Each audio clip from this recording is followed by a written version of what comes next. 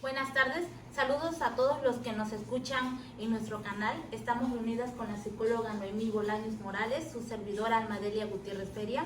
Vamos a explicar dos enfoques utilizados en la psicoterapia, los cuales son el psicoanálisis y el conductual. Buenas tardes, colega, y buenas tardes a todos los que nos ven por este medio. Es muy cierto, colega, esta semana nos toca hablar de un tema fundamental dentro del ámbito de la psicoterapia. Bueno, colega, ¿por qué es importante el psicoanálisis y qué objetivos tiene la terapia?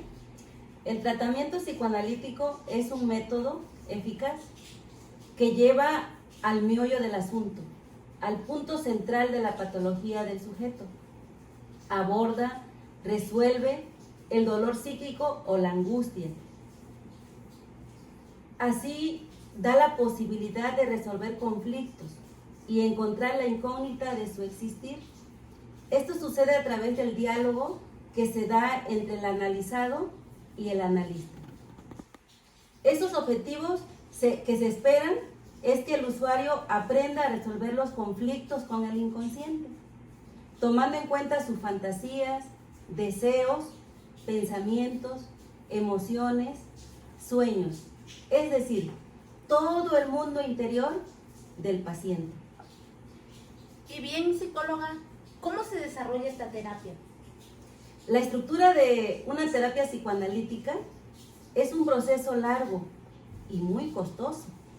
El tiempo que abarque la terapia con el cliente dependerá de cómo trabaja el analista. Cuando se habla de una terapia psicoanalítica, se diferencia de 3 momentos cruciales durante el intervalo de este. El primero es entrevista psicoanalítica. El segundo es análisis de la terapia. Y como tercer punto es la cura psicoanalítica. Empezaré a hablar un poquito sobre el punto número 1. Como primer paso, se lleva a cabo la recepción y la acogida del paciente. La primera entrevista es bien importante, tanto para el paciente como para el analista. Incluso es este momento donde surge la primera estrategia del terapeuta, que es la escucha. Mediante esta, el analista se entera del motivo de la consulta del cliente. Es ahí donde se abre un comienzo de una relación terapéutica, donde se va a sentar la base de toda la terapia. Posteriormente, en las siguientes sesiones, se sigue con las entrevistas, solo que ahora suelen ser semidirigidas por el analista, donde se obtiene más información del paciente relacionadas con su vida, como lo es la pareja, la familia, amistades, etc. El analista tiene una pequeña imagen de la persona con la que se va a trabajar y le permite detallar su estructura psíquica y la forma del trabajo más idónea. El número de sesiones para este primer momento varía en función del analista y del paciente con el que se está trabajando. Puede ser de 6 a 9 sesiones. Una vez que se tenga la información recogida a través de las entrevistas que se hagan, hay analistas que usan técnicas proyectivas, como por ejemplo el HTP. Una vez terminada este bloque de entrevistas, hay una sesión única donde se devuelve la información al paciente, que incluye las conclusiones obtenidas tanto del análisis como de las entrevistas, junto con la opinión profesional del terapeuta y también un prediagnóstico. Bueno, ahora hablando sobre el punto número 2. En este apartado, colega, se comienzan las sesiones analíticas. En este proceso ya no habrá indicaciones directivas de parte del terapeuta, como por ejemplo, hábleme un poco de su familia, sino que es precisamente en este momento cuando comienza el discurso del paciente en toda su extensión. Este es el momento para que el paciente se deje llevar por sus pensamientos, sentimientos y los pueda llegar a expresar, para que el analista siga el hilo del inconsciente, que va fluyendo a través de las asociaciones libres que el paciente realiza. Para ello es importante que el paciente evite su propia censura, es decir, que no deje de decir cualquier ocurrencia que se le venga a la mente. Otra técnica utilizada por el psicoanalista en este espacio de la terapia es la de la transferencia.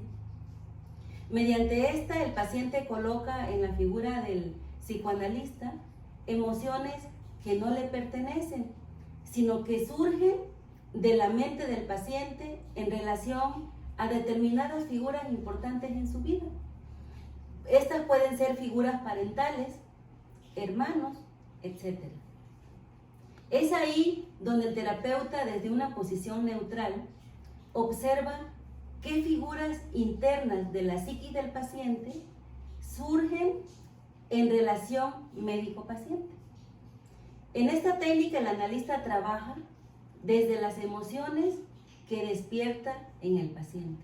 Hasta esta parte de la terapia, el analista sigue con la escucha efectiva. Presta atención parejamente flotante y así poder escuchar el inconsciente del paciente y hacer las intervenciones necesarias. ¿Esto sucede en el diván, colega? Fíjate, colega, que cuando se habla o se escucha la palabra psicoanálisis, como que de manera automática llega a nuestra mente el diván, como el que usaba Freud. Sin embargo, el espacio y los muebles que se usan dentro del consultorio, pues depende mucho de los gustos del analista, del psicoterapeuta. Algunos usan diván, pero hay pacientes que nunca pasan al diván. Esto va dependiendo de lo que considere el analista, conforme al diagnóstico que haya realizado de acuerdo a la entrevista y a todo el proceso de la terapia. Y también de acuerdo a las necesidades mismas del paciente. Fíjate que pues si el paciente que llega a terapia ya es una persona de la tercera edad, es muy probable que le cueste pues agacharse y tumbarse en el diván. Por lo tanto, tal vez con ese paciente pues no sea necesario usarlo. Bueno, pasando al último punto, que es la cura psicoanalítica, pues esto también lo va a determinar el analista. Si es que concluye correctamente, pues es de esperarse que el paciente comience una nueva etapa de vida, con nuevos bríos, nuevas expectativas de adaptación, tanto para él mismo como para su interacción con el entorno en el que se rodea. Bueno, colega, vamos a hablar ahora del modelo conductual, un enfoque importante también dentro de la psicoterapia, que en la actualidad es utilizada por los terapeutas, ya que gracias a su efectividad de tratamiento, pues ha ocasionado que este enfoque tenga realce. Así es, psicóloga, tiene toda la razón. Hoy en día este enfoque es muy utilizado. Por eso cabe hacer la pregunta: ¿cuál es la forma de la terapia y cuál es la forma de trabajar la terapia? Bueno, colega, algo interesante de lo cual a lo mejor no se ha prestado atención es que en la vida diaria, si hacemos un análisis, nos daremos cuenta que de una manera espontánea o automática, pues estamos aplicando el conductismo. Ejemplo, cuando un sujeto es premiado o castigado por una actividad o acción realizada, en otras palabras, cuando un niño es travieso y es castigado, o viceversa, cuando se porta bien, se le premia, estamos aplicando el conductismo. Interesante, colega. Los padres en todo momento, sin darse cuenta, pues están efectuando el conductismo. Así es, psicóloga. Bueno, como acabo de mencionar, en el modelo conductual, su objetivo es reforzar las conductas deseables y eliminar las no deseadas o desadaptativas.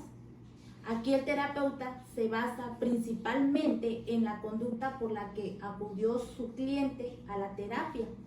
En otras palabras, el objetivo del tratamiento de la terapia conductual es la modificación de las conductas inadaptadas. Vamos a recalcar aspectos importantes antes de iniciar el tratamiento. Número 1. Es indispensable realizar una evaluación minuciosa de los parámetros que pueden medir una conducta mediante la observación. Número 2. En esta evaluación se definen conductas en términos observables y se establecen sistemas de registros. Estos requisitos son impredecibles para juzgar la eficacia del tratamiento. El tratamiento de la terapia conductual es breve y consta de pocas sesiones. Y a diferencia del tratamiento psicoanalítico, pues esta depende enteramente de las técnicas y no tanto de la relación terapéutica. Es indispensable el análisis funcional de cada caso, ya que va a depender el tipo de técnica que sea adecuada para utilizar. ¿Y qué tipos de técnicas se pueden aplicar durante este tratamiento? Bueno, las técnicas utilizadas en este tipo de tratamiento se basan principalmente en las teorías del condicionamiento clásico y el operante.